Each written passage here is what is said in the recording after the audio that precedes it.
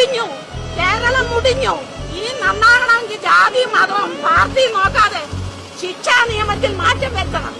ശിക്ഷാ നിയമത്തിൽ മാറ്റം വരുത്തിയില്ലെങ്കിൽ മുടിഞ്ഞു കേരളം. ഇത് ശരിയല്ല. എന്റെ മോനാന്ന് ഞാൻ സഹിക്കൂല, എന്റെ മോനാന്ന് ഞാൻ സഹിക്കൂല.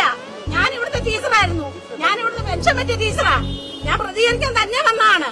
എനിക്ക് സഹിക്കുന്നില്ല. ടിവിയുടെ മുന്നേ ഇരുന്നിട്ട് എന്തുവാ ടി വി കാണുന്ന മുഴുവനും? എന്തൊരു സങ്കടമാ കാണുന്നേ. ടീച്ചർമാരെ ശരിയായ രീതിയിൽ പരിശീലിപ്പിക്കുക, രക്ഷിതാക്കളെ ശരിയായ രീതിയിൽ കൗൺസിലിംഗ് കൊടുക്കുക, ശിക്ഷാ നിയമത്തിൽ മാറ്റം വരുത്തുക. ഗൾഫിലൊക്കെ നടക്കുന്നവരാണ് ശിക്ഷ ഇവിടെ വരണം. എന്നാലും അതെ കൈ വെട്ടണം, കാല് വെട്ടണം, അതിന്റെ ഒക്കത്തില്ല ഇവിടെ. ഇത് ശരിയല്ല ചെയ്തത്. എന്റെ കുഞ്ഞാന്ന് ഞാൻ സഹിക്കുവോ? എന്റെ കുഞ്ഞാന്ന് ഞാൻ സഹിക്കുവോ? എനിക്ക് താമരശ്ശേരി പോകുമ്പോ അല്ലെ ഞാൻ പോയില്ല താമരശ്ശേരി. ഒരു 10ാം ക്ലാസ്സിൽ പഠിക്കുന്ന കുട്ടിയെ നശിപ്പിച്ചിട്ടേ എന്ത് മര്യാദയാണ് കാണിച്ചിരിക്കുന്നേ? എന്ത് മര്യാദ? ഇതൊന്നും സഹിക്കാൻ പറ്റുന്ന കാര്യമല്ല. ഒരിക്കലും ആ കുട്ടികളെ പരിശീലിക്കരുത്. ആ കുട്ടികളെ ശിക്ഷിക്കണം, മാതൃകാപരമായ ശിക്ഷ കൊടുത്തിരിക്കണം ആ കുട്ടികൾക്ക്.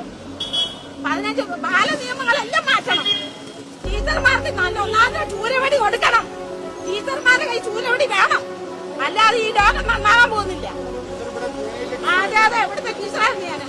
അർഹതപ്പെട്ടവർക്ക് അടി കൊടുത്ത് തന്നെ വളർത്തണം. രക്ഷിതാക്കൾക്ക് ശിക്ഷിക്കാൻ പറ്റത്തില്ല, തെറ്റാണ്. രക്ഷിതാക്കൾ കുഞ്ഞുങ്ങളെ ശിക്ഷിച്ചു വളർത്തണം. രക്ഷിതാക്കൾ കുട്ടികളെ ശിക്ഷിച്ചു തന്നെ വളർത്തണം.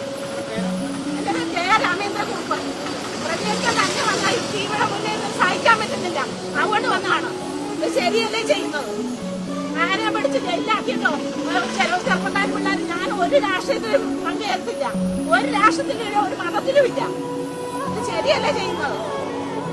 അത്രയുള്ള എനിക്ക് പറയാം, വേറെ ഒന്നും എനിക്ക് പറയാനില്ല. കണ്ണീരാണ് കുട്ടി. എന്റെ കുട്ടിയാന്ന് ഞാൻ അറിയൂലേ, എന്റെ കുട്ടിയാന്ന് ഞാൻ സമ്മതിക്കോ?